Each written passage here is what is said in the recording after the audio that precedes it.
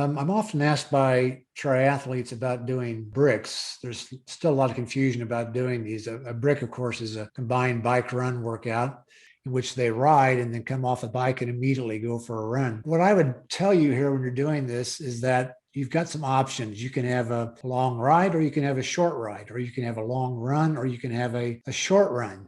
And we need to mix these things up a little bit. I would suggest one of the best bricks you can do usually is to do a long ride followed by a short run. And by short, I mean like 15 to 20 minutes. Now, I know lots of triathletes would consider that to be way too short, that you're not really getting any benefit out of that.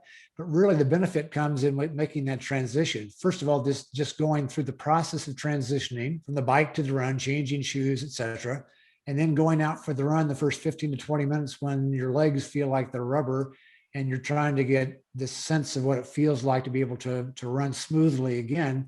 And that usually goes away after about 15 to 20 minutes. So beyond that point, then all that's happening is if you do a long ride followed by a long run, in other words, longer than 20 minutes, you're simply increasing your risk of becoming injured. And you're really not getting more benefit out of it. So I'd suggest that one of your options is to do a long ride followed by a short run, 15 to 20 minutes. If that athlete who's been on the bike for 3 hours comes back and runs for an hour, now the risk of injury is beginning to increase.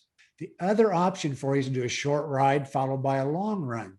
Now, short ride, I would define as being something like an hour or less. You come off of the bike and then you can go for a longer run. So that could be 1 or even 2 hours. For either of these, you can rehearse pace for one part of the workout, but not for both.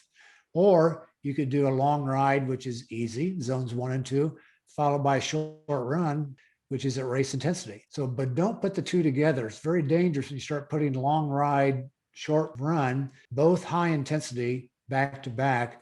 The risk of there is again becoming injured. And one of the most common reasons that athletes miss out on races, miss out on part of their season, is because they get injured. And the most common injury again is from running.